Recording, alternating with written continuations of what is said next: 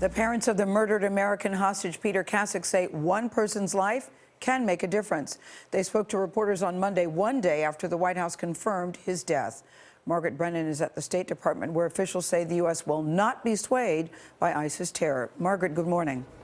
Good morning. Well, President Obama has ordered a review of how the U.S. handles hostage situations. And that news comes after a third American, Peter Abdurrahman Kassig, was beheaded by ISIS. After more than a year in captivity, Ed and Paula Kassig's worst fears were confirmed. ISIS had murdered their only child.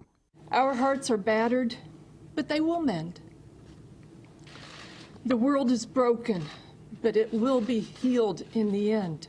Their son, Peter Kassig, was a 26-year-old Army Ranger turned aid worker, captured last year while delivering emergency supplies in eastern Syria. On Monday, Secretary of State John Kerry condemned the brutal murder and dismissed the Islamic State's threats. Well, let us be clear. We are not intimidated. You are not intimidated. Our friends and partners are not intimidated. ISIL is very, very wrong. But Kerry also acknowledged the growing influence of the Islamic State, which he said had seized control of more land and resources than al-Qaeda ever had. The latest ISIS video highlighted that and featured a gruesome mass beheading of more than a dozen Syrian soldiers. In a show of defiance, none of their executioners were masked. French authorities say they have identified one of them.